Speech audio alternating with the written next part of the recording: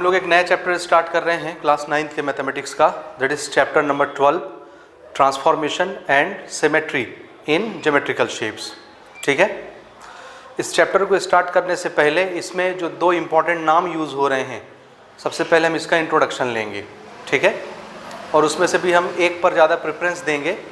एक वर्ड को डिफाइन करके हम दो एक्सरसाइज पढ़ेंगे, 12.1 और 12.2, और दूसरे वर्ड से फिर हमारा तीसरा एक्सरसाइज इन्वॉल्व होगा जिसमें सिर्फ हमको 3 क्वेश्चन करने हैं, ज़्यादा नहीं। समझ आया? वो दो वर्ड कौन से हैं? तो आंसर है, पहला वर्ड है ट्रांसफॉर्मेशन और दूसरा वर्ड है सिमेट्री। ठीक है ना? इन दोनों वर्ड के बेसिक मीनिंग्स आपको समझने हैं, क्योंकि पहले वर्ड से हमारे दो एक्सरसाइज बनने वाले हैं। कितने एक्सरसाइज? 2। और दूसरे वर्ड से, सिमेट्रिकल वर्ड से, एक सिंगल एक्सरसाइज बनेगा जो आखिरी एक्सरसाइज होगा। यहाँ तक समझ में आया? तो सबसे पहले हम स्टार्ट करते हैं, ट्रांसफॉर्मेशन किसको बोलते हैं। ठीक भाई, तो पहली चीज जो हम डिस्कस करने जा रहे हैं वो क्या है?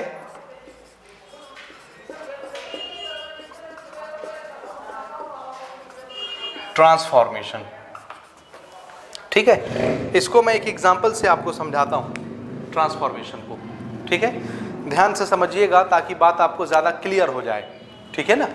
क्योंकि आगे हम इसके और वेरिएंट बनाएंगे और इसमें हम तरह तरह के नाम इन्वॉल्व करेंगे।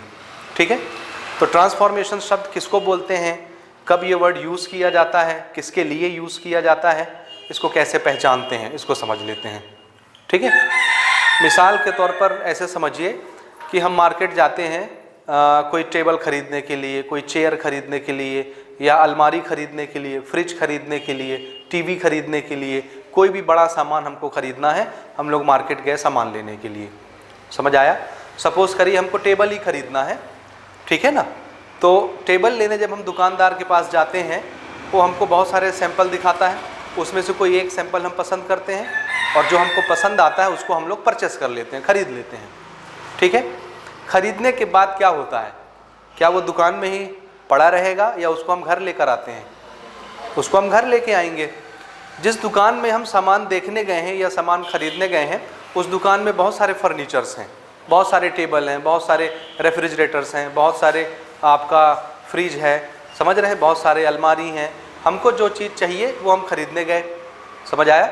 मान लीजिए हमको टेबल पसंद आया। ठीक है, बड़ा सा टेबल है, हम अपने स्टडी के लिए टेबल खरीदना चाहते हैं। टेबल हमने दुकानदार से ख़रीदा और ख़रीद के उसको अब हम उसके गोदाम से उठवा के अपने घर लाएंगे। ठीक है, जब हम गोदाम से उठवा के घर लाएंगे तो थोड़ा सा इस प्रोसेस को सोचिए कि इसमें कौन कौन सी चीज़ें इन्वॉल्व हो रही हैं। समझ आ रहा है किस प्रोसेस के बारे में हम कह रहे हैं सोचने के लिए? कि एक टेबल दुकानदार के दुकान में पड़ा हुआ है, उसको उठा करके हम अपने घर में ला करके जहाँ हमको जमाना है वहाँ तक हमको पहुँचाना है और वहाँ ला के उसको हम जमा रहे हैं। इस प्रोसेस को सोचिए, कैसे लाएंगे उसको वहाँ से, दुकान से। ठीक है, तो एक तो पहली चीज़ इमेजिन करिए कि उसके दुकान में खाली वो सिंगल टेबल ही तो नहीं रखा है, बहुत सारे सामान रखे हैं। तो पहले टेबल को क्या करना पड़ेगा? पकड़ के उसको हम खींचेंगे, खिसकाएंगे, ताकि दुकान के दरवाजे तक वो आ जाए, दरवाजे से बाहर निकालेंगे। समझ आया? अब अगर बड़ा सा टेबल है, दरवाज़ा छोटा है, तो उस टेबल को निकालेंगे कैसे? सोचिए, जैसे आप लोग घर में अपने बेड को निकालते हैं, खाट को निकालते हैं, घर के अंदर से बाहर या बाहर से अंदर करते हैं। बड़े बड़े सामान, अलमारी को अगर हमको एक अंदर के कमरे से बाहर ले जाना है तो दरवाजे से कैसे निकाल के ले जाते हैं? तो आंसर है, अलमारी ऐसी खड़ी है, हमारे दरवाजे का जितना आउटडोर होता है, हाइट होता है, उससे ज़्यादा बड़ा अलमारी होता है। तो अलमारी को हम क्या करते हैं? ऐसे झुका लेते हैं। समझ आया?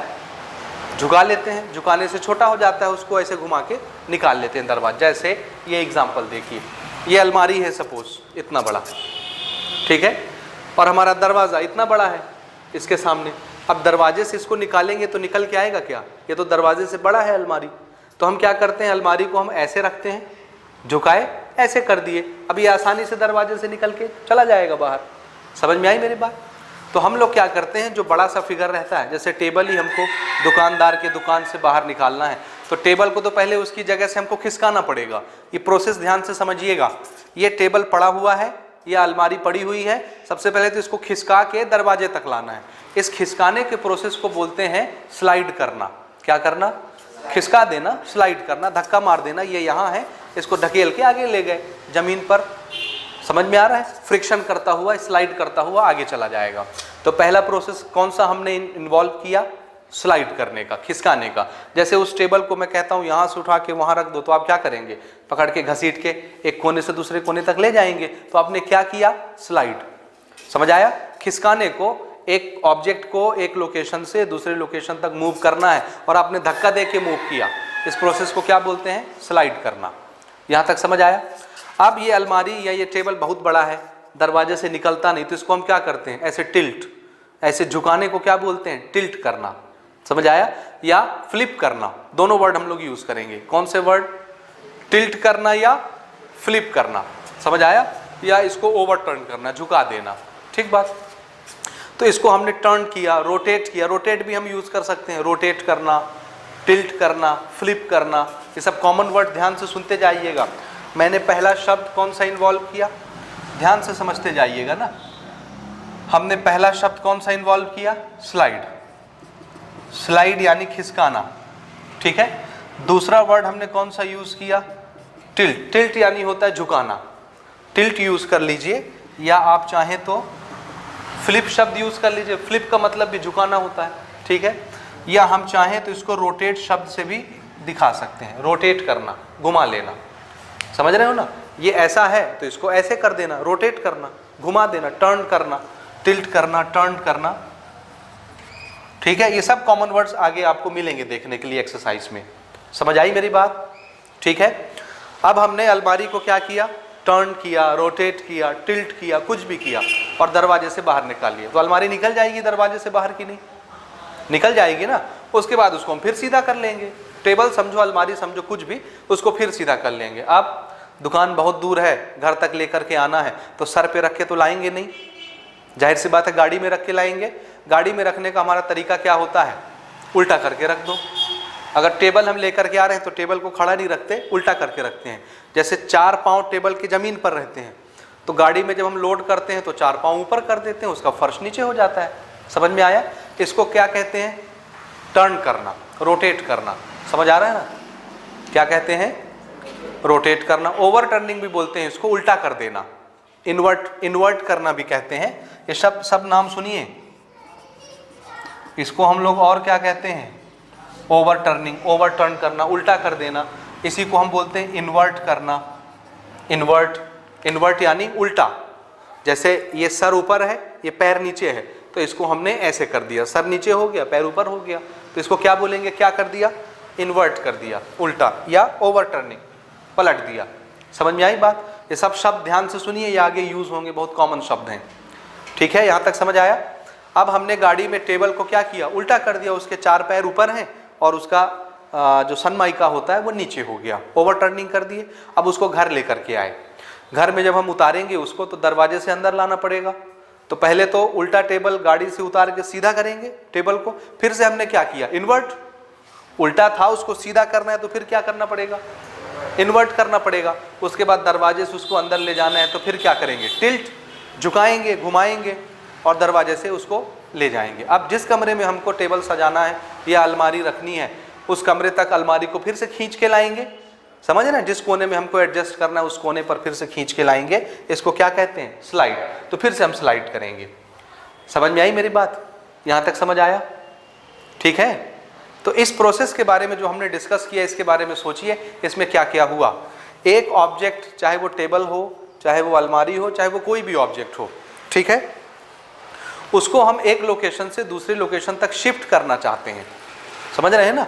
एक जगह से उठा के दूसरी जगह ले जाना चाहते हैं। ले जाने का, मूव करने का हमारा मेथड क्या है? आंसर है पहले स्लाइड किया हमने, फिर टर्न किया या रोटेट किया, इन्वर्ट किया, ओवरटर्निंग किया, फिर आके स्लाइड किया। समझ आया? तो इस प्रोसेस के दौरान जो टेबल था उसका पोजीशन बहुत बार चेंज हुआ ना? क्या हर बार हमेशा वो 4 पैर पर ही खड़ा था टेबल? दुकान के अंदर, दुकान से बाहर, गाड़ी में, गाड़ी से नीचे, मेरे घर के दरवाजे के अंदर, फिर घर के अंदर, क्या हर बार हर जगह वो 4 पैर पर ही था टेबल? या कभी टेढ़ा हुआ, कभी उल्टा हुआ, कभी खिसकाया गया, कभी घसीटा गया, कभी कुछ, कभी कुछ, कभी कुछ। बार बार उसका पोजीशन चेंज हुआ कि नहीं? कभी सीधा था तो पोजीशन ऐसी थी, कभी टेढ़ा किया, टिल्ट किया तो पोजीशन चेंज हो गई, कभी उल्टा कर दिया तो पोजीशन चेंज हो गई, कभी एक जगह से दूसरी जगह स्लाइड कर दिया तो पोजीशन चेंज हो गई। समझ में आया? तो किसी ऑब्जेक्ट पर, किसी शेप पर, चाहे वो शेप टेबल का शेप हो, अलमारी का शेप हो, टीवी हो, फ्रिज हो, कोई भी ऑब्जेक्ट हो, किसी भी शेप का ऑब्जेक्ट हो, किसी भी ऑब्जेक्ट में जब हम कोई एक्शन करते हैं, ध्यान से सुनिए, अब हम लोग ट्रांसफॉर्मेशन के डेफिनेशन पर आ रहे हैं, ठीक है ना। किसी भी ऑब्जेक्ट पर, किसी भी शेप के ऑब्जेक्ट पर जब हम लोग कोई एक्शन करते हैं, एक्शन कैसा? वो एक्शन जो उसके पोजीशन को चेंज कर दे। समझ रहे हैं? पोजीशन किसी भी टाइप का, ये इतने तरह के मैंने पोजीशन आपको बताए हैं, समझ में आ रहा है? ये इतने तरह के जो नाम मैंने गिनाए, ये किस चीज के लिए हैं? पोजीशन, ठीक है। तो किसी भी तरीके से अगर पोजीशन चेंज हुआ तो हम क्या बोलेंगे? ये क्या हो गया? ट्रांसफॉर्मेशन। समझ में आया? क्या हो गया ये? हाँ, ट्रांसफॉर्मेशन। तो what is transformation? Any action on an object due to which its position changes, this process is known as transformation. अभी लिखिए नहीं, मैं इसमें थोड़ा सा और एक चीज इन्वॉल्व करना चाह रहा हूँ, फिर बाद में लिखिएगा। ये समझ में आया? ट्रांसफॉर्मेशन किसको बोलते हैं? ट्रांसफॉर्म करना, एक जगह से दूसरी जगह चेंज कर देना, एक ऑब्जेक्ट का पोजीशन चेंज कर देना। अब वो पोजीशन, अगर वो बुक वहां पड़ी है, उस बुक को उठा के वहां रख दो तो उसका पोजीशन बदल गया कि नहीं? पोजीशन से मतलब कोई भी चीज, वहां से वो स्लाइड होके वहां चला गया, मूव होके, पोजीशन चेंज हुआ ना, है ना। अभी बुक टेबल में किस तरह पड़ी है दिख रहा है, हम उठा के किसी दूसरे तरीके से रख देंगे, पोजीशन चेंज हो जाएगा। समझ रहे हैं? बुक को घुमा दिया, उल्टा कर दिया, सीधा कर दिया, समझ रहे हैं? ये सब एक्टिविटी जब किसी ऑब्जेक्ट पर की जाती है जिससे उसका पोजीशन बदल जाता है, ये क्या कहलाता है? ट्रांसफॉर्मेशन। समझ में आया? आया कि नहीं? अब ट्रांसफॉर्मेशन में दो चीजें होती हैं। कितनी चीजें? दो। कभी सिर्फ उसका पोजीशन बदलता है और कभी शेप ही बदल जाती है। शेप नहीं बदलता, साइज बदल जाता है। शेप तो शेप ही रहेगा ना, अगर ये टेबल है तो ये अलमारी तो नहीं बन जाएगा, इसका शेप टेबल ही रहेगा। समझ रहे हैं? अलमारी का शेप अलमारी ही रहेगा, फ्रिज का शेप फ्रिज ही रहेगा, टीवी का शेप टीवी ही रहेगा, उसका साइज बदल जाता है कभी कभी। बात समझ रहे हैं मेरी कि नहीं समझे? समझे कि नहीं समझे? जैसे मार्केट में आपने देखा होगा फोल्ड करने वाले बेड आते हैं, जिसके पैर फोल्ड किए जाते हैं, बेड छोटा हो जाता है। समझ रहे हैं ना?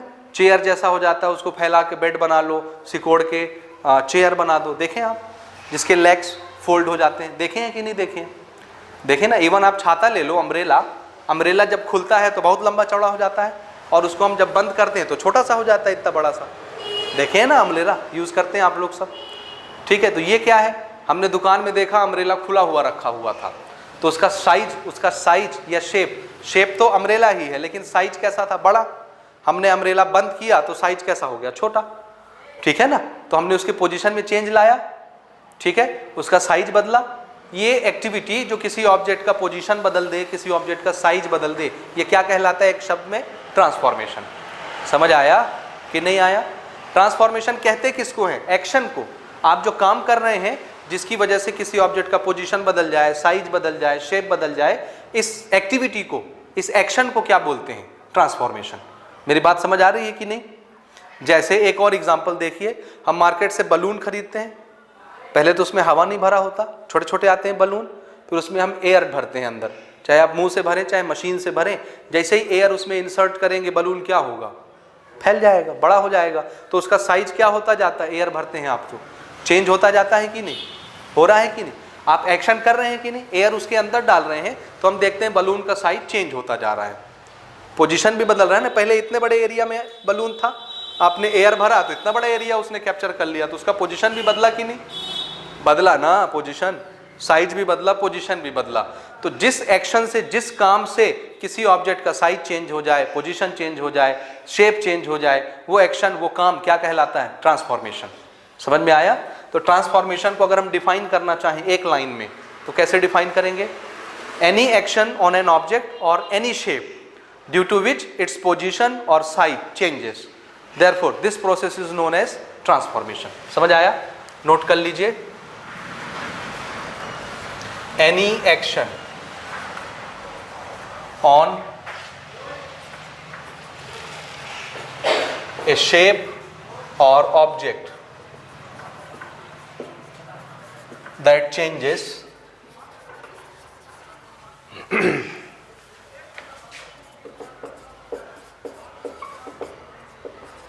its position or size is called transformation.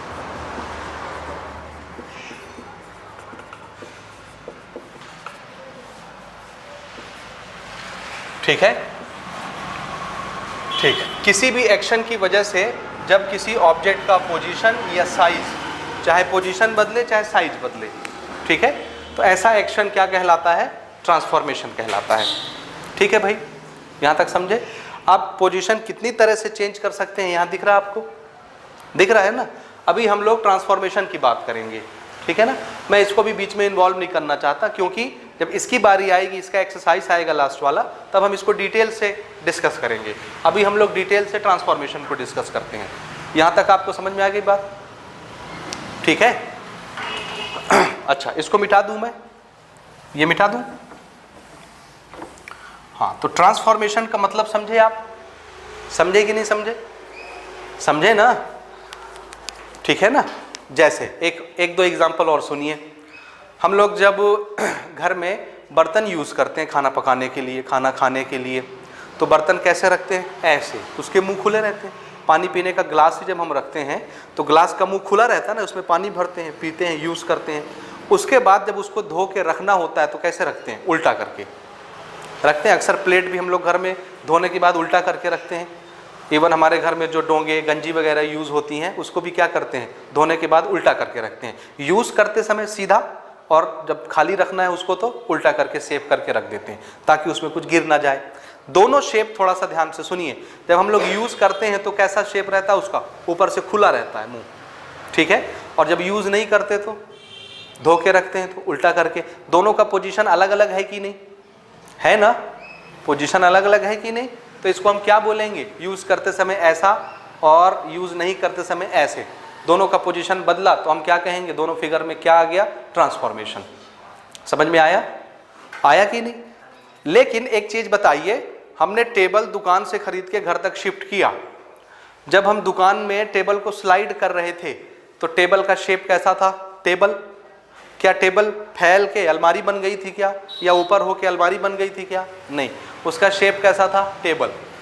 जब हम उसको दरवाजे से निकाल रहे थे टिल्ट करके, टेढ़ा करके, तो भी वो क्या था? Table.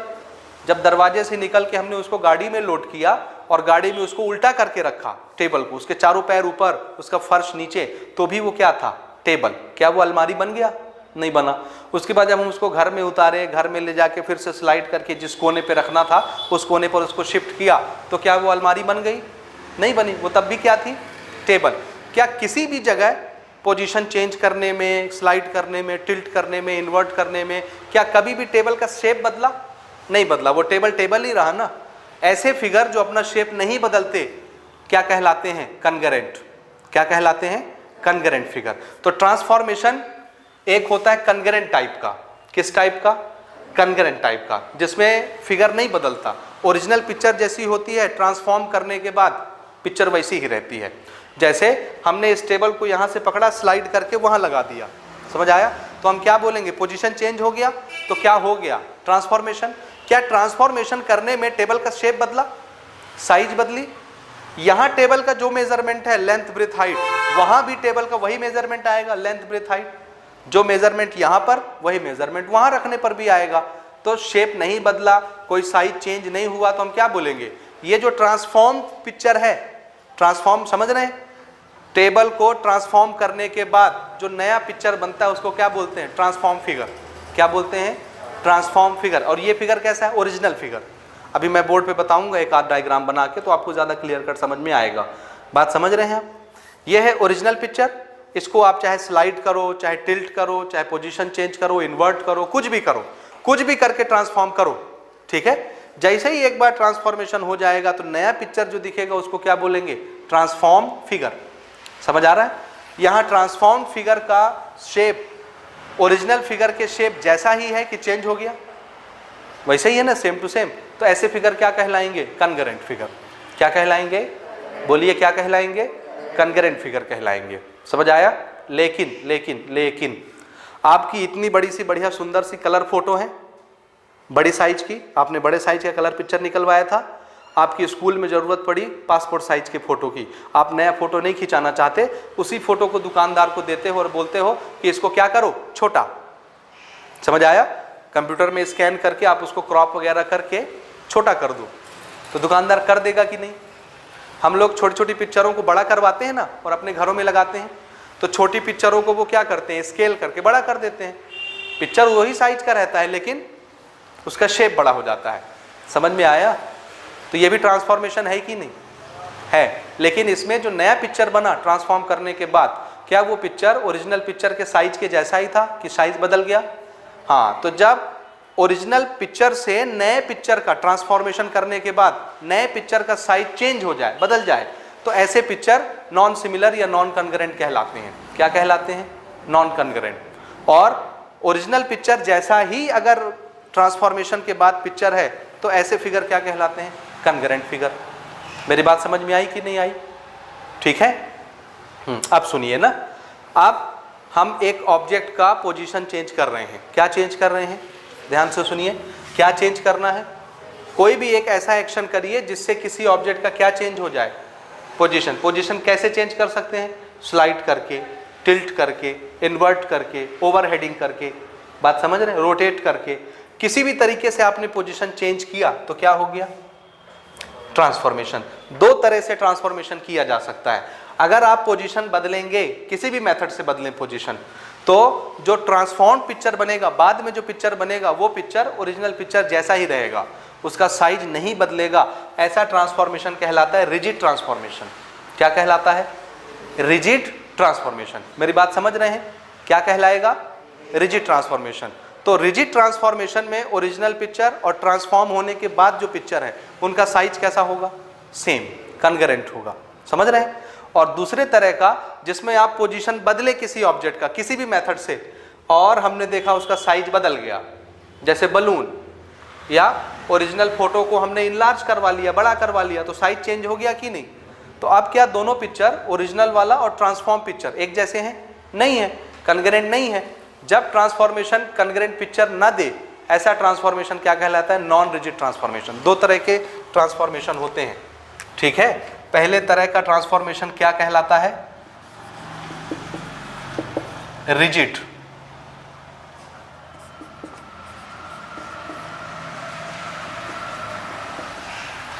Transformation.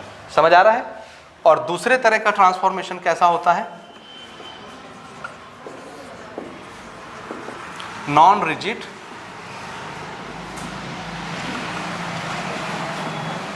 Transformation.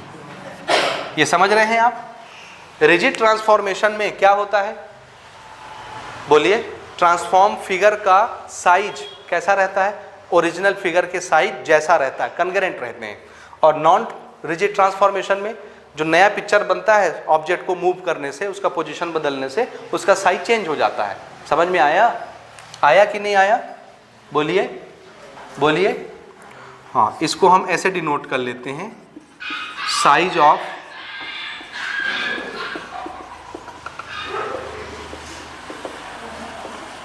Transform figure is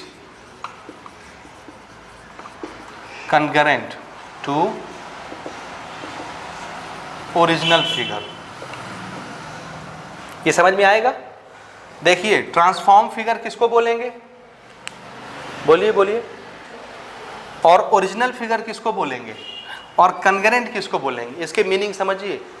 what are transform figure? किसको बोलते हैं ट्रांसफॉर्म फिगर? बोलिए बोलिए बोलिए। ट्रांसफॉर्म फिगर किसको बोलते हैं?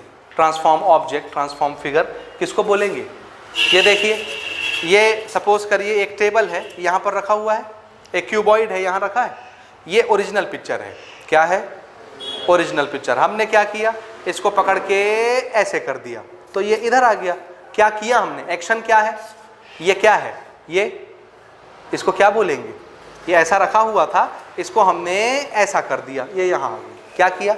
रोटेट। रोटेट करना मतलब पोजीशन चेंज कर देना। पोजीशन चेंज हुआ यानी क्या हो गया? ट्रांसफॉर्मेशन। तो अब जो पिक्चर आपको दिख रहा है ट्रांसफॉर्म होने के बाद, इस पिक्चर को क्या बोलेंगे? Transform picture. समझ में आया? आया कि नहीं आया? फिर से सोचिए। ये देखिए, एक क्यूबॉइड रखा हुआ है, इसको यहां से पकड़ के हमने धक्का दिया और यहां पर ले आए। ये क्या किया हमने? स्लाइड। स्लाइड करना मतलब क्या? पोजीशन चेंज कर देना। किया ना? पोजीशन चेंज हुआ तो यानी क्या हो गया? ट्रांसफॉर्मेशन। तो ट्रांसफॉर्मेशन होने के बाद जो फिगर आपको दिखी उसको क्या बोलना है? Transform figure. समझ में आया? Transform figure. फिगर वही रहेगा, बस आपने पोजीशन बदला तो उसको क्या बोलना है? Transform figure. समझे कि नहीं समझे? अभी देखिए ये आपको कैसा दिख रहा है, ये सामने का फेस देखिए, रेक्टेंगल दिखा। रेक्टेंगल मैंने ना इसको ऐसे रोटेट कर दिया, रोटेट हो गया। अब आपको क्या दिख रहा है? रेक्टेंगल। क्या दोनों रेक्टेंगल का साइज एक जैसा है? नहीं, लेकिन पोजीशन बदला कि नहीं बदला? पहले ऐसा था, मैंने इसको ऐसा कर दिया घुमा के, तो पोजीशन में चेंज आया, ट्रांसफॉर्मेशन हुआ कि नहीं हुआ? लेकिन क्या साइज एक जैसा दिखा? नहीं दिखा। तो ये क्या कहलाएगा? रिजिड ट्रांसफॉर्मेशन की non rigid transformation? Non rigid. जब साइज एक जैसे नहीं होते, समझ रहे हैं ना, ट्रांसफॉर्मेशन करने के बाद जब साइज बदल जाता है तो ऐसा ट्रांसफॉर्मेशन क्या कहलाता है? Non rigid. और जब साइज सेम रहता है यानी कन्ग्रेंट रहता है, तब ये यहां पर ऐसा दिखता आपको रेक्टेंगल, और मैं इसको धक्का देके यहां ले जाता, अभी भी क्या दिख रहा है? वही figure, same size same shape. तो ऐसा ट्रांसफॉर्मेशन क्या कहलाता? Rigid transformation. और ये ओरिजिनल पिक्चर और ये ट्रांसफॉर्म पिक्चर दोनों कैसे हो जाते? सेम। सेम को यहां हम क्या बोलेंगे? कन्ग्रेंट। समझ आई बात? आ रहा है समझ कि नहीं आ रहा? बोलो। ठीक है, तो ये हमने रिजिड ट्रांसफॉर्मेशन डिफाइन किया। नॉन रिजिड ट्रांसफॉर्मेशन क्या लिखेंगे आप? सारा डाटा सेम रहेगा। साइज ऑफ ट्रांसफॉर्म्ड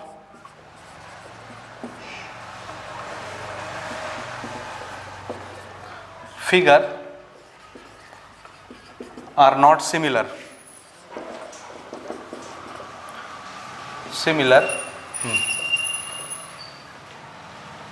इसको लिख लेते हैं डिफरेंट।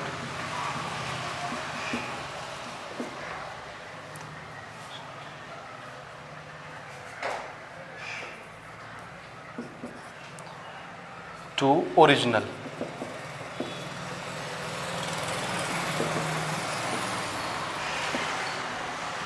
ठीक है, नॉट सिमिलर।